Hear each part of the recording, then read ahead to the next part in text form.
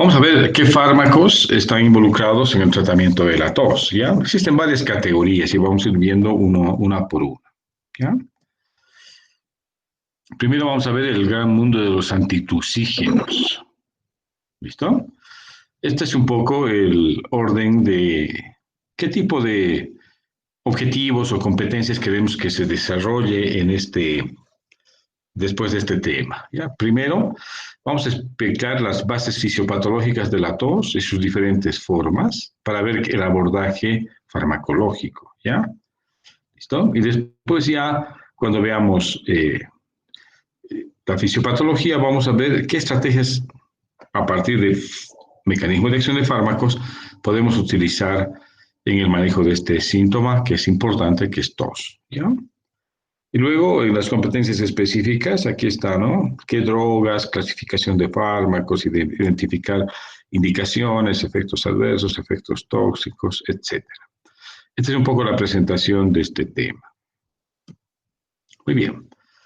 Vamos a definir qué es la tos. ¿Ah? No es nada malo. ¿Ah? La tos es un acto reflejo caracterizado, ¿no es cierto?, por un mecanismo de defensa, ¿no?, donde la vía respiratoria se limpia y expulsa el material extraño que ingrese a ella, ¿ya? Entonces está dada por una contracción de los músculos llamados expiratorios, ¿no?, que están a nivel del tórax y a nivel del abdomen, es decir, el diafragma, los músculos intercostales. Ellos son los que participan en este acto reflejo, ¿ya? La función de la tos es eliminar siempre el material extraño y las secreciones que tienden a acumularse en la vía aérea. Entonces tiene una función protectiva, ¿no ve?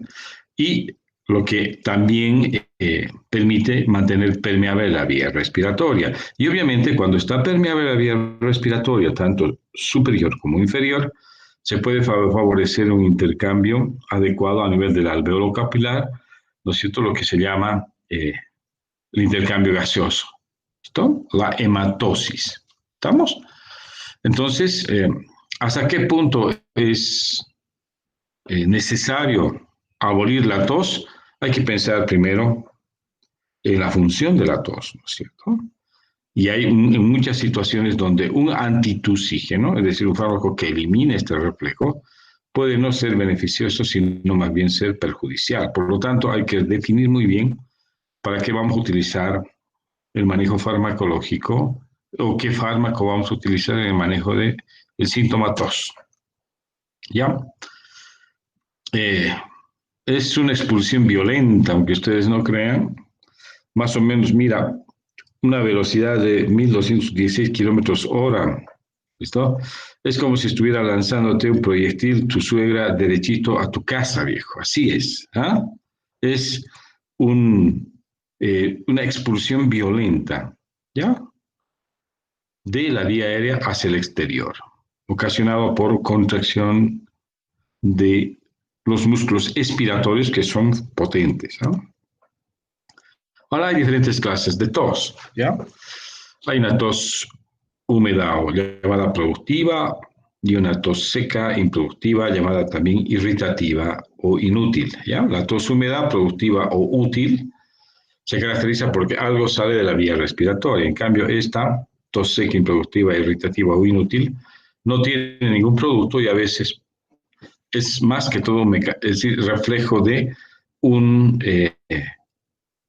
mecanismo exacerbado que a veces hay que atenuar, ¿ya? Entonces, miren, la tos húmeda productiva útil es un mecanismo reflejo que tiene una función fisiológica, ¿ya? Remover moco o cuerpos extraños, tiene expectoración visible y obviamente esta es una tos que no debe ser suprimida. Es decir, es una tos que está cumpliendo una función fisiológica, si ustedes quieren, ¿no? En cambio, la tos llamada seca, improductiva, irritativa o inútil, esta no tiene ningún producto, no tiene expectoración y generalmente esta es la tos que sí se debe tratar o debe ser atenuada con medicamentos. Ahora, según su presentación, la tos puede ser espasmódica. Hay diferentes formas de presentación, ¿no ve? Espasmódica, sibilante, convulsiva, nocturna o de esfuerzo. Vamos a ver qué significa cada una de ellas.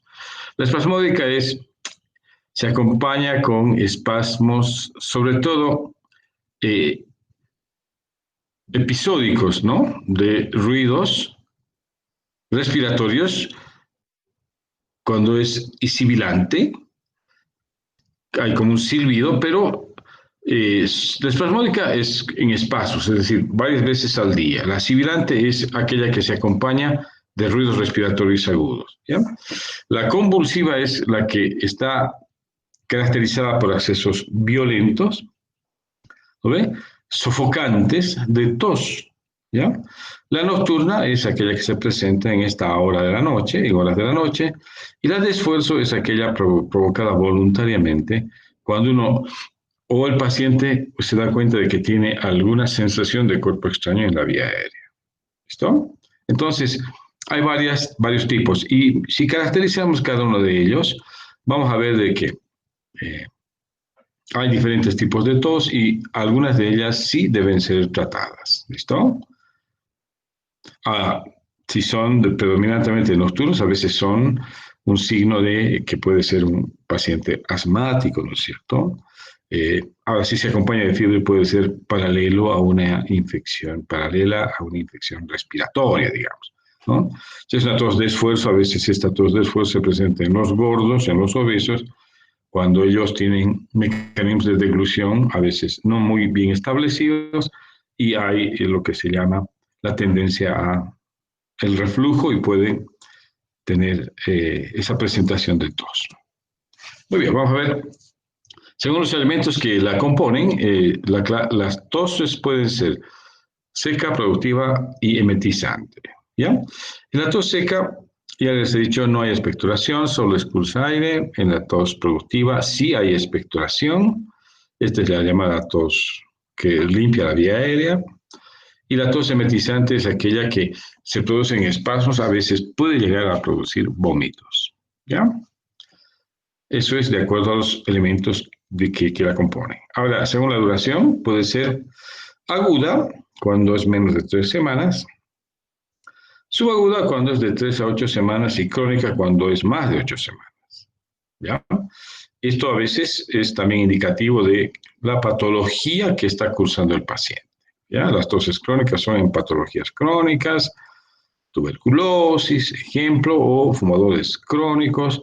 Las tosis agudas y subagudas pueden caracterizar uno a infecciones agudas, ¿no es cierto?, resfríos o en algunos casos algunas bronquitis o bronquiolitis.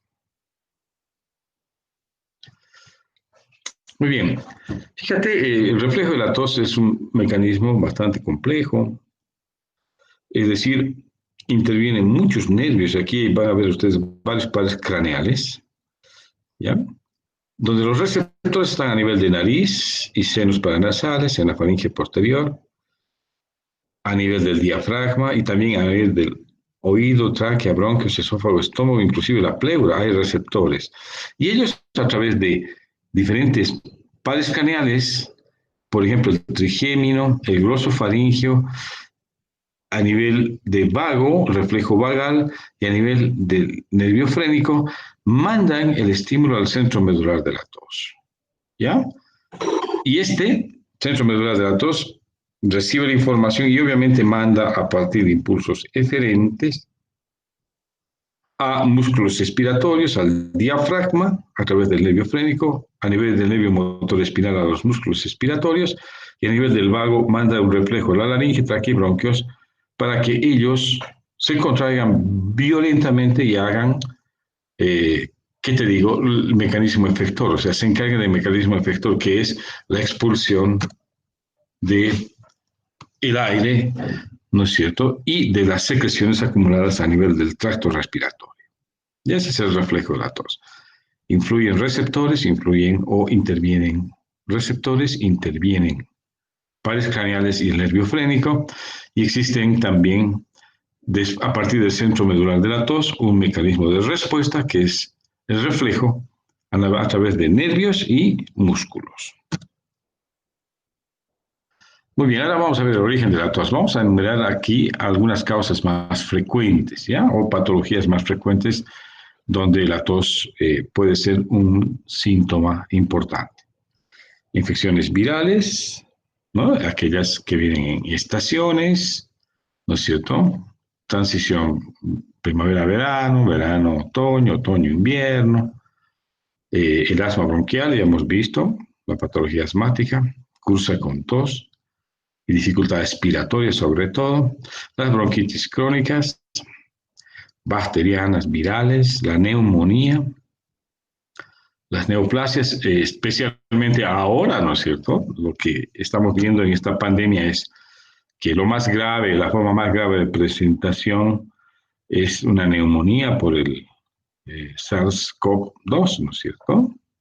Quizás esta es la patología más difícil que te lleva al paciente a terapia intensiva. Entonces, hay que tener mucho cuidado, hay que detectarla a tiempo. La tos también se presenta en las neoplasias, ¿ya? Cáncer de pulmón, casi todas las patologías estas cursan con, a nivel pulmonar, neoplásicas cursan con tos. La insuficiencia cardíaca también es una causa de producción de tos. El reflujo gastroesofágico, esto mucha atención, ya les he dicho.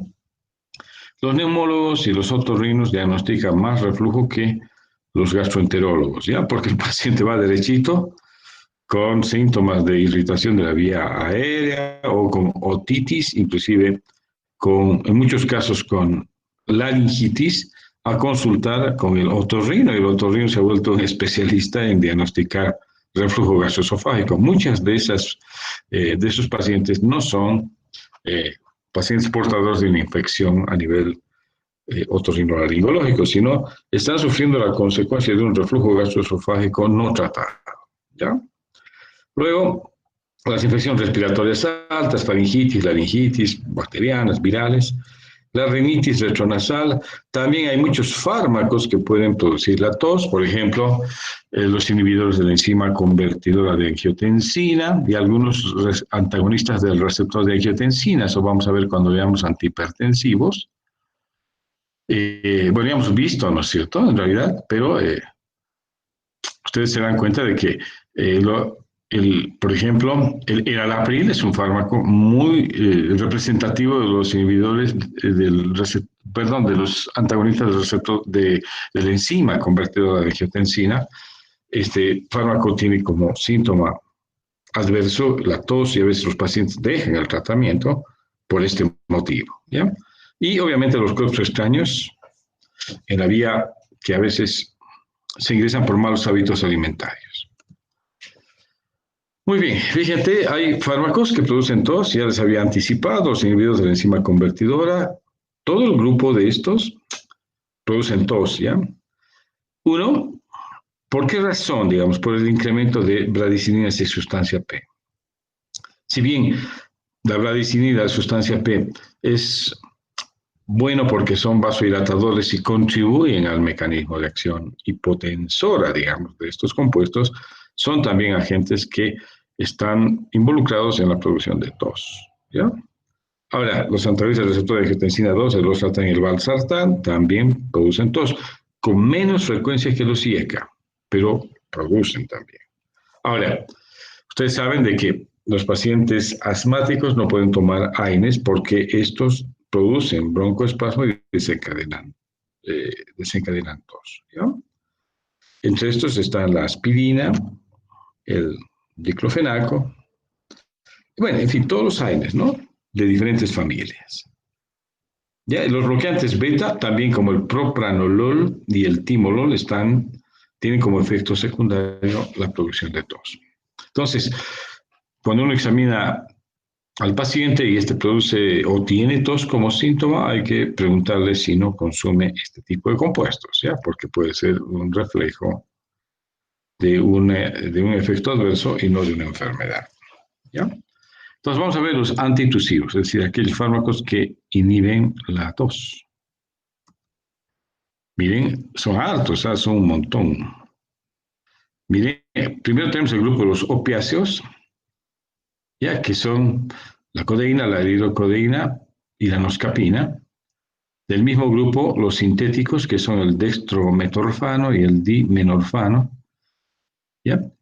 Otros fármacos que son coadyuvantes, que ya no son opiáceos, como los antagonistas H1, ¿no? Los derivados de la atropina o tropobelladona. ¿Ya? Hay algunos productos derivados de vegetales, como la drosera, la polígala, la borraja, eucalipto, hiedra, tomillo, anís verde, mentol, y todo lo que tu abuelita sabe y a veces te hace tomar, ¿no es cierto? Y vos, ni modo, ¿no ves? Bienvenido. Estas son sustancias que están en la línea verde, digamos, del manejo de la tos, ¿ah? Y van a darse cuenta de que cuando ves un jarabe que dice jarabe para la tos, tienen o estos de arriba, que son los opiáceos fuertes como la codeína, hidrocodeína o el dextrometorfano y el dimenorfano, y también tienen coadyuvantes, ¿ah? Hiedra, eucalipto, polígada, borraja, drosena, anís, mentol, en fin, tienen. Este es un grupo, y el otro grupo está compuesto por los llamados antitusivos no opiáceos, ¿ya? Y aquí tenemos un listado grande de fármacos, por ejemplo, la clopelastina, el clofenadol, la levotropopropicina, el fominoveno, la oxolamina, el clofedianol, el levopropoxipeno, el benzonatato, el carbetapentano, cloblutinol, caramifeno, dextrometoxanato y la dropropicina. Ya vuelve a aparecer aquí la dropropicina. Estos, fíjate, son un listado grande de fármacos. Es decir, todos desde tiempos inmemoriales han tratado siempre de tratar la tos y atenuarla, ¿ya? Y para esto han probado con un montón de hierbas, productos de origen vegetal, y obviamente con resultados en algunos casos exitosos, en otros casos no tanto, pero es largo el listado de fármacos. Ahora, ¿por qué cada vez aparecen más compuestos?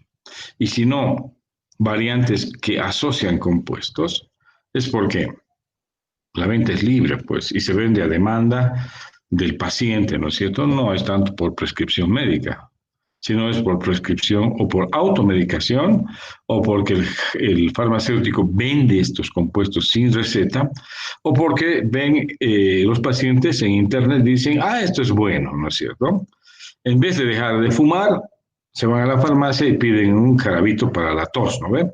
Cuando en realidad deberían dejar de fumar. Entonces, vamos a ver cómo se clasifican los antitusivos. Entonces, mira, se puede actuar a nivel del centro de la tos. Hay fármacos que actúan a nivel de la rama aferente del reflejo de la tos, como anestésicos.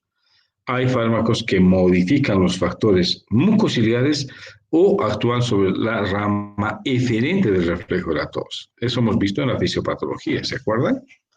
¿Ya? ¿Qué fármacos actúan sobre el centro de la tos? Que es el lugar fíjense. Este es el centro de la tos. El que recibe impulsos eferentes y del que salen los impulsos eferentes.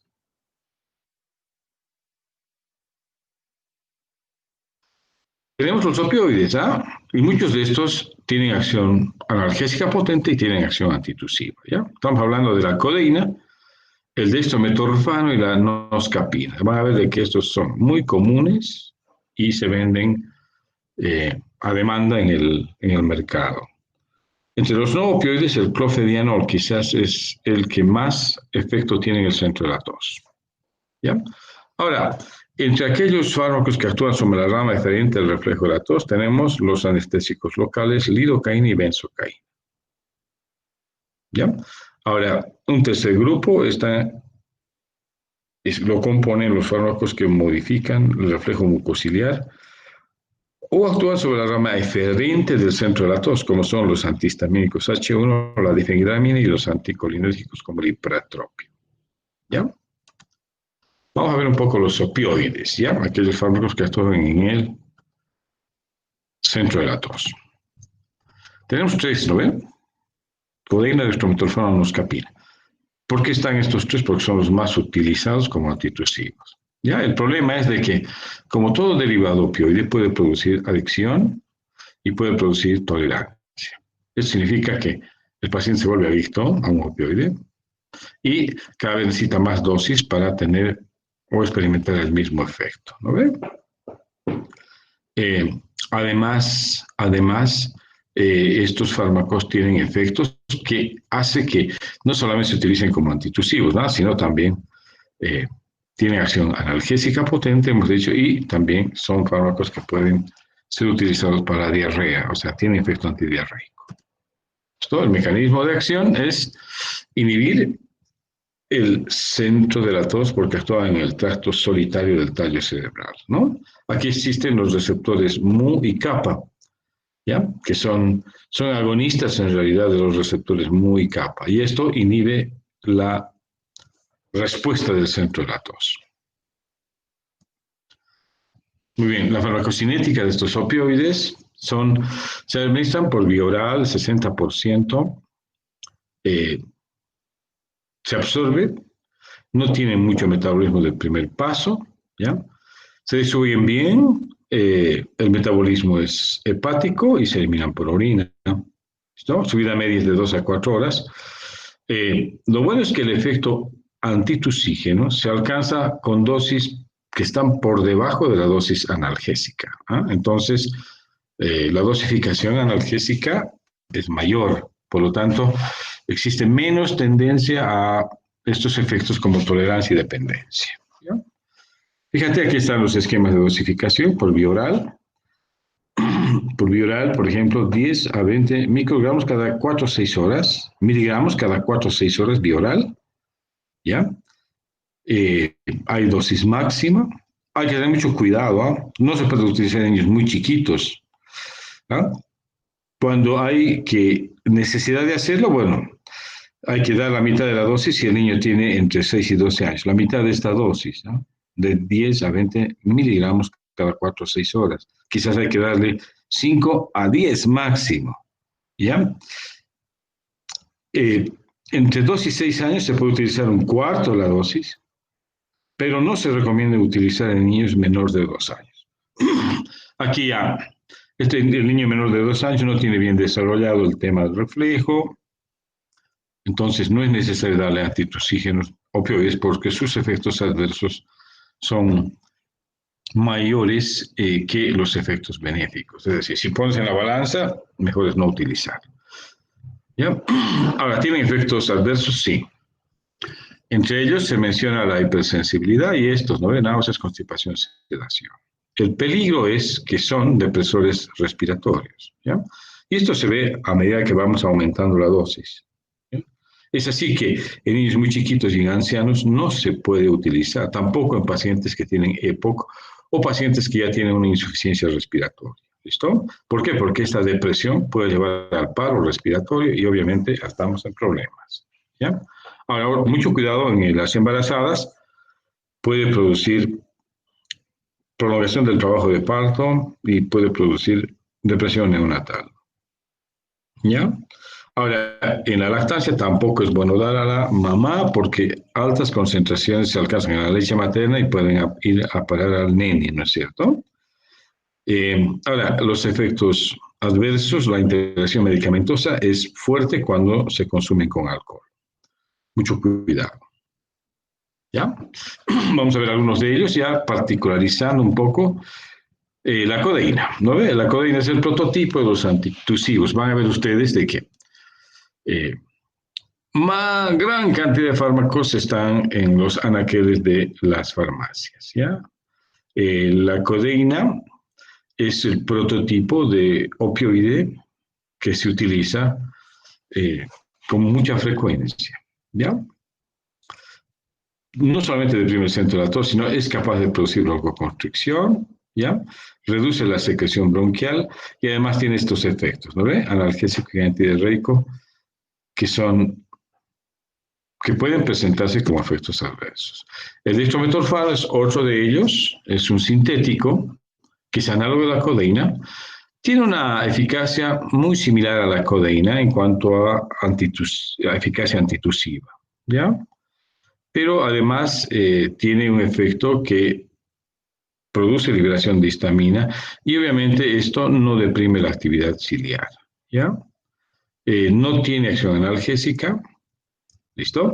Y lo bueno es de que este dextrometorfano, en comparación a la codeína, deprime menos el centro respiratorio, ¿ya? Por lo tanto, no tendría la posibilidad de tener adicción o tolerancia, ¿listo? O sea, este dextrometorfano ha tratado de reemplazar la codeína por el tema de sus efectos secundarios, ¿ya?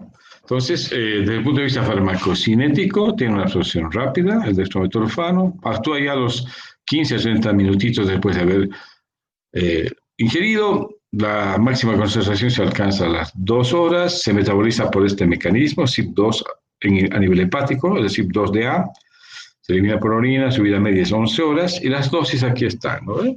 En adultos, 15 miligramos cada 4 o 6 horas, y máximo hasta 120, ¿no ven? Ahora, niños menores de 2 años, habría que, si es necesario utilizarlo, se puede. El dextrometorfano sí, porque como te digo, no tiene tanto efecto de tolerancia, dependencia o efecto depresor del centro respiratorio. Es mínima esta cuando se presenta. Hay que individualizar la dosis, pero en los niños de 2 a 6 años, de, por ejemplo, de 2 a 6 años a la mitad, ¿no es cierto? Y en niños muy chiquitos individualiza la dosis. Ya, reacciones adversas, hemos dicho, confusión, náuseas, vómitos, agitación, nerviosismo, ¿no ve? Pero no hay depresión respiratoria, eso es lo más importante, ¿ya? Y finalmente, en qué casos no debemos utilizar? Es cuando hablamos de asma bronquial, enfisema, enfermedad hepática, cuando hay alergias, cuando hay embarazo, obviamente en EPOC, no se aconseja, porque en vez de ayudar, agravan la condición del paciente, ¿no es cierto? Y finalmente, la noscapina, ¿ya? Esto es un derivado también opioide, pero no tiene mucha actividad opioide intrínseca. Interesante, ¿no ven? Si bien es un opioide, pero no tiene actividad, o sea, no deprime la respiración y no tiene mucho efecto adverso, ¿ya? A nivel del sistema nervioso central. Esta noscapina actúa directamente sobre el centro respiratorio y tiene una acción supresora, pero actúa justamente en este centro de reflejo de la tos, ¿ya? También libera histamina, es menos potente que la codeína, y lo bueno es de que la noscapina no es un depresor de la respiración, ¿ya? Tiene una acción sedativa central, moderada. Tampoco provoca o produce adicción, ¿ya? A dosis terapéuticas es muy bien tolerado, sin gran cantidad de efectos adversos. ¿Ya? La información farmacocinética, aquí está. Este fármaco se absorbe muy bien cuando se administra por vía oral. La vía rectal es una vía alternativa. ¿Ya? Buena distribución a nivel del organismo. Se excreta por vía renal y la dosis está acá, viene en comprimidos y viene también en suspensión. ¿Ya? Generalmente en adultos es un comprimido 3 veces al día, en los niños se reduce la dosis a la mitad, ¿no es cierto? Las reacciones adversas son somnolencia, mareos, es decir, hay efectos, pero que no son muy significativos, ¿ya? Hay que tener cuidado con la hipotensión y también puede presentar interacciones cuando se utiliza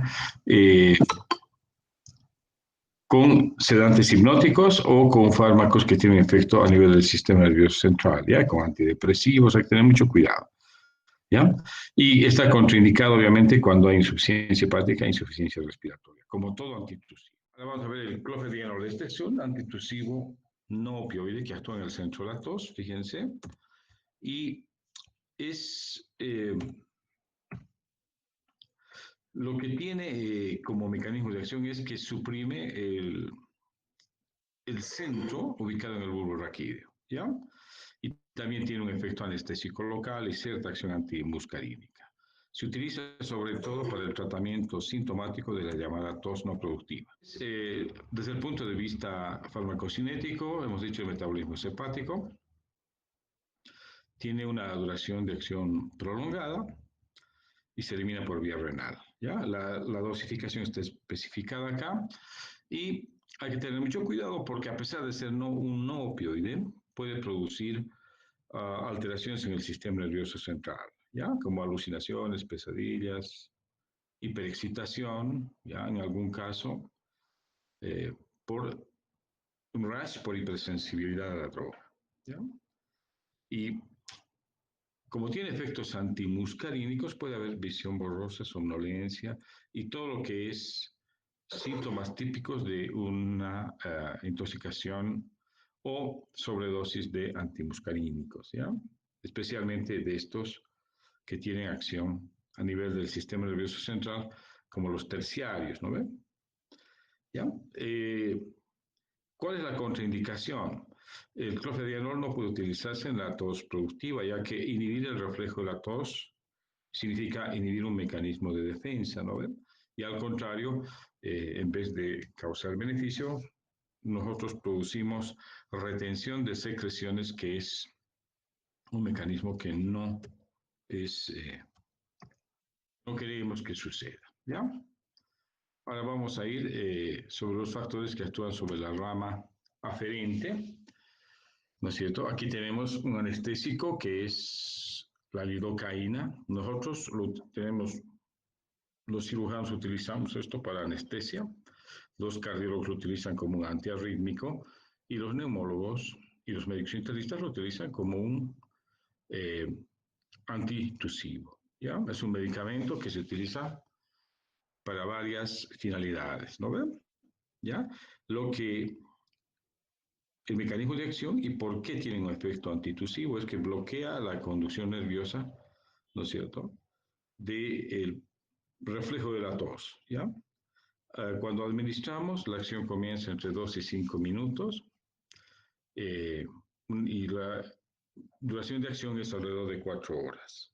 Es metabolizada en un 90% a nivel hepático, se excreta por vía renal, tiene un efecto rápido y duradero, ¿ya? Y la vida media, cuando se administra por vía intravenosa, obviamente es prolongada.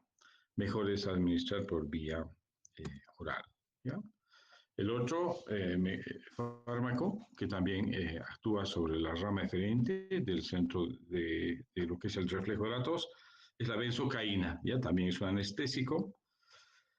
También tiene el mismo mecanismo de acción, inhibe la permeabilidad de la membrana a los iones sodio y por lo tanto inhibe el impulso nervioso.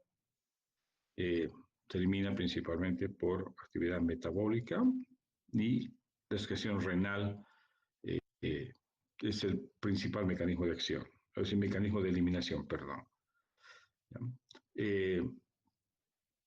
En algunos casos, este analgésico también bloquea lo que se llama el reflejo de la tos. Y ahora ya tenemos aquellos fármacos, el grupo de fármacos que actúan sobre los reflejos mucociliares y también sobre la rama eferente del reflejo de la tos. Y aquí tenemos un conocido nuestro, ¿no ve? La difenhidramina es un antihistamínico H1, ¿no ve? De los de primera generación, esos que producen sedación, ¿no ven? Entonces, el mecanismo de acción es bloquear el receptor transmembranal H1 y por lo tanto reducen la contracción del músculo liso, ¿ya?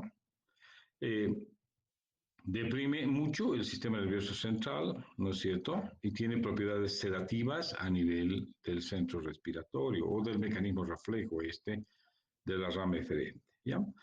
El problema es cuando se usa la difenhidramina, que puede dar sequedad de mucosas y espesamiento de las secreciones. A los pacientes con tratamiento se les recomienda hidratación, es decir, la hidratación es el mejor expectorante, ¿ya? La difenhidramina tiene efectos adversos, fíjense, a nivel cardiovascular, puede producir hipertensión en individuos sensibles, hay una resequedad en ojos, oídos, nariz y garganta, ¿ya? A nivel endocrino puede alterar, puede producir disminución o aumento del apetito. A nivel de ojo, hemos dicho, produce sequedad e enrojecimiento. A nivel gastrointestinal hay tendencia al estreñimiento. Y cuando se aumenta la dosis puede ser hepatotóxico, ¿ya? Y estos son las reacciones que hay que tener mucho cuidado cuando el paciente desarrolla actividades laborales o conduce vehículos, ¿no ve? Puede producir incoordinación, hiporreflexia, eh, confusión, euforia, pérdida de memoria a corto plazo y somnolencia. ¿Listo? A nivel respiratorio puede producir la disminución de la frecuencia respiratoria y en los pacientes prostáticos puede favorecer la retención urinaria, puede producir trastornos sexuales y en la mujer, sobre todo, resequedad vaginal y disminución de la libido. ¿Ya? Esto es, en cuanto a la difenhidramina, un antihistamínico de primera generación. ¿Ya? Ahora, estos son fármacos que tienen efecto predominantemente antimuscarínico, ¿no es cierto? El bromuro de ipratropio, hemos visto ya en el tema de asma, es un derivado atropínico cuaternario, no tiene efecto a nivel central, es un muy buen broncodilatador, sobre todo actúa sobre el reflejo o el componente vagal, ¿no es cierto?, de la tos, ¿ya? Entonces, inhibe la broncoconstricción y también inhibe la hipersecreción de moco de las vías aéreas. ¿Listo? Es muy útil en la bronquitis crónica como en los componentes, es decir, en la tos producto de infección respiratoria alta. Desde el punto de vista farmacocinético, el hipratropio se administra por aerosol, hemos dicho, mejor si tenemos un efecto local y no sistémico. Sin embargo, esto pasa siempre, ¿no? Por la incorrecta administración, el 90% se deglute, pero un 10% va a la vía aérea, que es donde ejerce su principal mecanismo de acción, ¿ya? 30 a 90 minutos después de inhalar, empieza el efecto y sus efectos duran 4 a 6 horas. Metabolismo hepático, su vida media es 2 horas. ¿Cuáles son las principales indicaciones del hipratropio?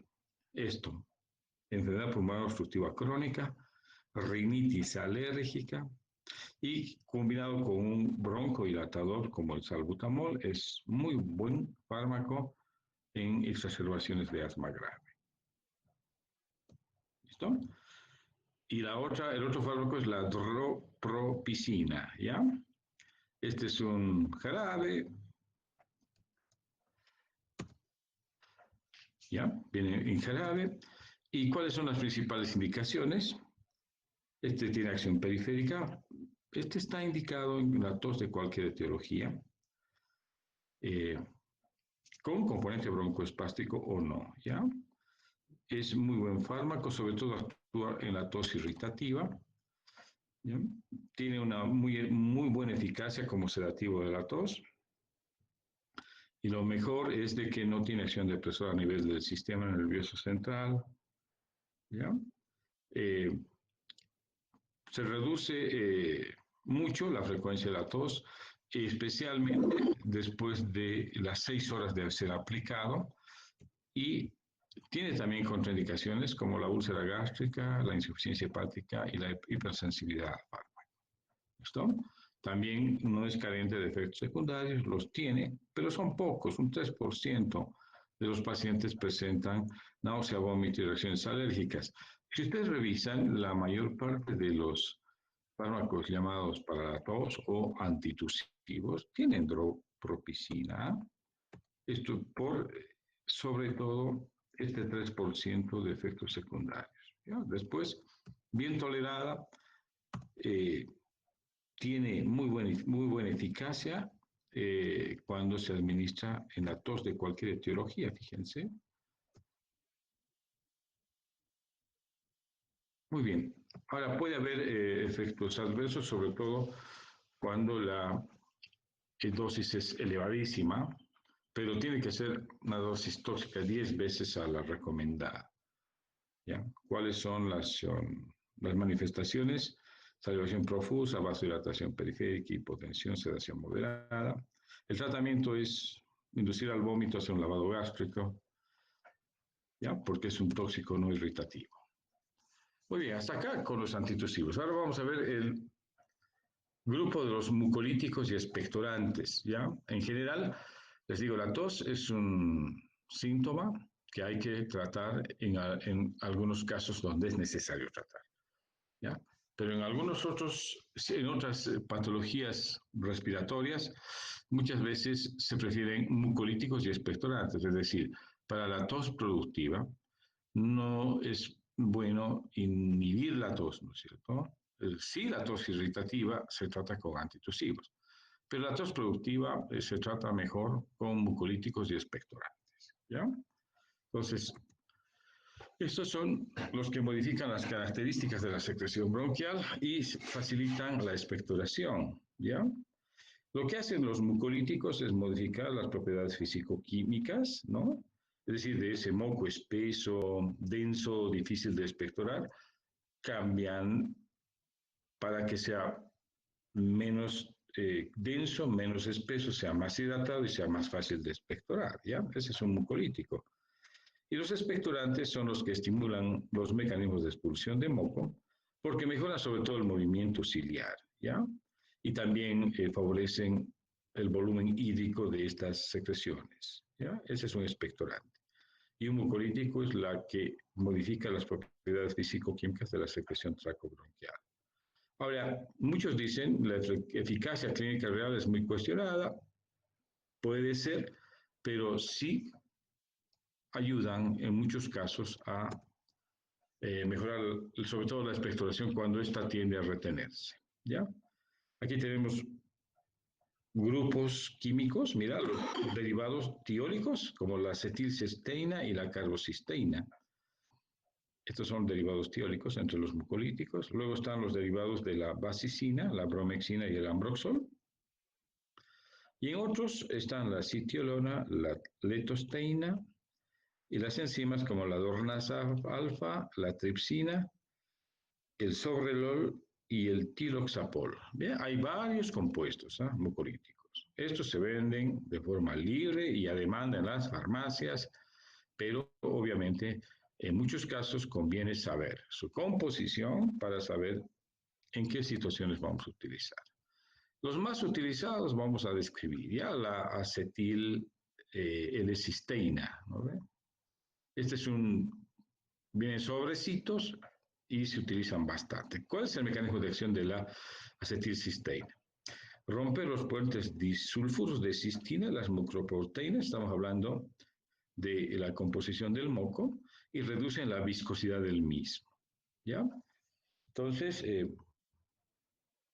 tiene también paralelamente una acción antiinflamatoria, ¿ya? Porque impiden la activación de estos factores inflamatorios, ¿ya?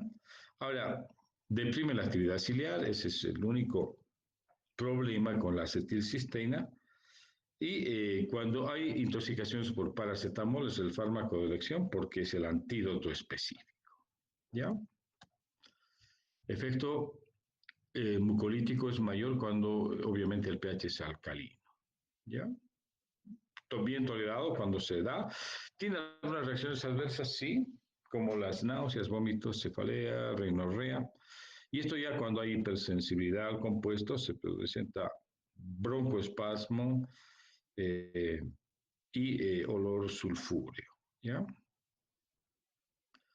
Hay otro producto que se llama la carboximetilcisteína, tiene muy parecido mecanismo de acción que la acetilcisteína, con la diferencia de que no tiene este grupo sulfuro libre, ¿ya? Eh, no es indicada en la intoxicación por paracetamol, en lugar de esto se utiliza nomás la acetilcisteína. La dosificación está acá, 750 miligramos cada 8 a 12 horas, es bien tolerado y tiene pocas reacciones adversas, ¿bien? Es muy eficaz mucolítico, ¿ya? Muy eficaz mucolítico. La bromexina y el ambroxol, fíjense, estos son parte de los derivados de la basicina, es también con acción mucolítica. despolimerizan la consistencia del moco, o sea, de las cialomucinas que componen el moco, y por lo tanto eh, reducen la viscosidad, ¿ya? Fíjense, el ambroxol es un derivado de la bromexina, pero puede ser, este es un profármaco y este sería el principio activo, ¿ya? Tienen muy buena acción cuando se administran por vía oral o inhalatoria. ¿Listo? Tienen una actividad mucolítica interesante. Hay derivados como la adamexina y la brobaexina, que son derivados de la bromexina, con un mecanismo de acción similar. ¿Ya? Hasta aquí los mucolíticos. Vamos a ver ahora los expectorantes.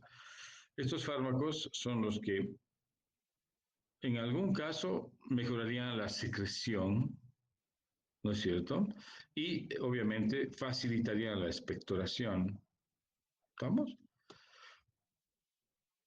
Ahora, muchos dicen no existe una base científica porque nosotros, dicen los autores que están en contra de estos fármacos expectorantes, dice, tratamos la expectoración a partir de la hidratación. Todo paciente bien hidratado puede expectorar mejor. Tienen razón en algún caso, pero en otros casos es necesario utilizar estos fármacos, sobre todo cuando hay tendencia a acumular secreciones, ¿ya? En los fumadores crónicos se ve esto, ¿no ve? Además de utilizar un buen expectorante, se indica hidratación y tenemos una mejor respuesta, ¿ya?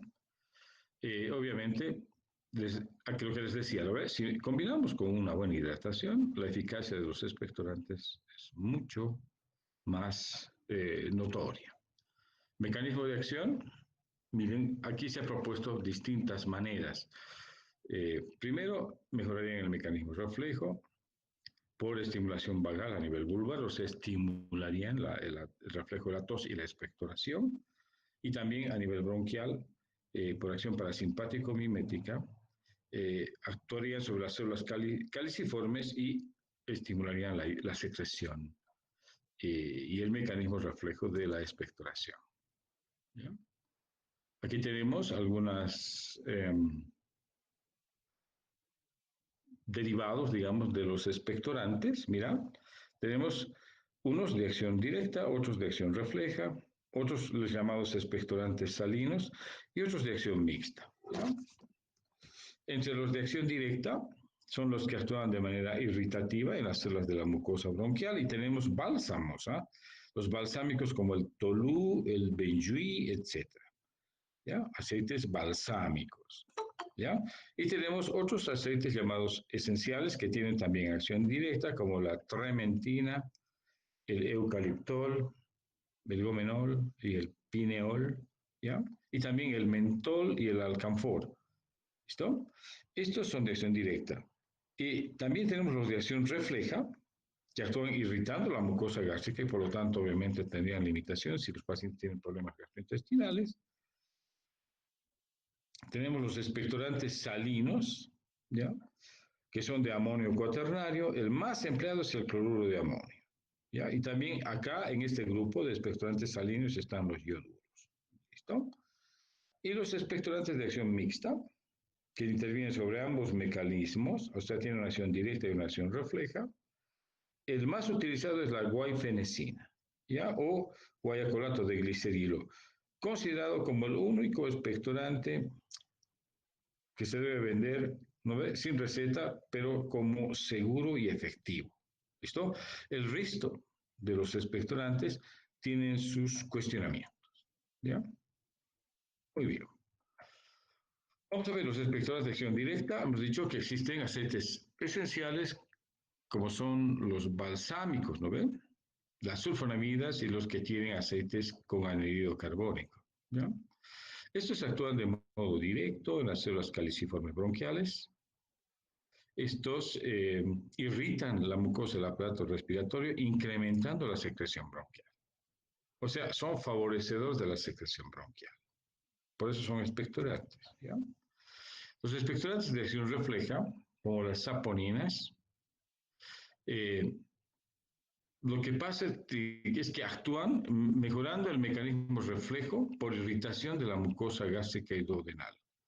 Estos son muy cuestionados, pero ese es el mecanismo de acción, ¿ya? Y entre los expectorantes de acción mixta tenemos la guaifenesina, hemos dicho, que a pesar de que no existen pruebas muy convincentes de la mayor parte de estos fármacos para mejorar la expectoración, cuando se mejore el mecanismo reflejo de la tos, se facilitará la expectoración. ¿Listo? Hay muchos componentes de acción mixta, como la guaifenesina, a la venta en el mercado. Los ioduros, fíjense, hemos dicho, son expectorantes que aumentan la secreción acuosa de las glándulas submucosas. ¿Ya? El más utilizado es el iodouro potásico y después está el iodouro sódico. ¿Listo?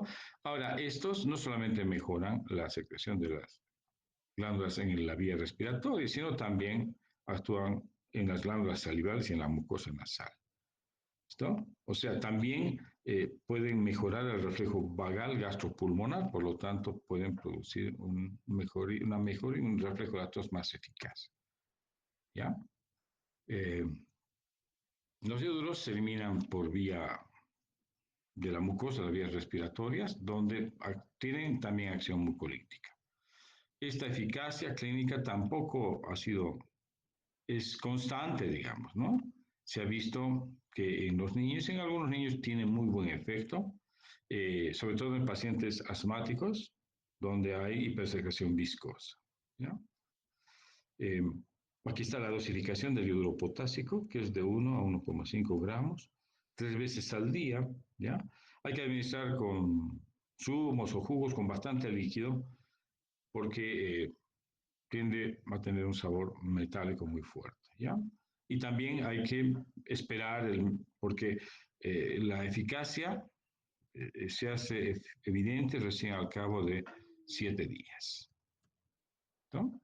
Ahora, tienen obviamente efectos secundarios, la rinorrea y los problemas tiroideos. Hay que tener mucho cuidado con el hipo o el hipertiroidismo, ¿ya? Estos pueden complicar, digamos, a los pacientes tiroideos. Y ojo con el embarazo, ¿ya? No hay que utilizar. Y la guaifenesina, ¿no? Que hemos hablado. Este es un fármaco de administración oral, ¿no? Es un éter glicerilo del guayacol. Este se administra por vía oral y obviamente tiene un mecanismo de eliminación muy rápido, pero actúa sobre todo reduciendo la mucosidad del esputo, es decir, la viscosidad del esputo. ¿Ya? Es muy eficaz y muy utilizado en la bronquitis crónica. Sin embargo, en algunos pacientes tiene mejor, es más, la mejoría es evidente, y en otros pacientes es cuestionada, ¿ya? Eh, Tiene, digamos, como un mecanismo de acción adicional, un mejoramiento del aclaramiento mucociliar. ¿Listo? La actividad ciliar influye mucho en la expectoración. ¿Ya? La guaifenesina se utiliza en las broncopatías agudas. ¿Listo? Y como les digo, aquí está una farmacia donde tú puedes agarrar como en un supermercado los fármacos como la guaifenesina. Este expectorante, la dosificación en adultos, se recomienda 200 miligramos cada 6 a 8 horas y en los niños de 100, la mitad de la dosis cada 6 a 8 horas, ¿ya? De 6 a 12 años. En los niños de 3 a 5, la cuarta parte, que sería 50 miligramos, ¿ya? Y en los niños menores de 3 años hay que, obviamente, se puede utilizar, pero hay que hacer un ajuste dosis kilo-peso. Ya, pero tiene que ser utilizado bajo control médico. Efectos secundarios, náuseas, vómitos e irritación gástrica. Hay que tener mucho cuidado en los niños cuando se quejan de dolor de estómago, porque puede ser efectos secundarios de la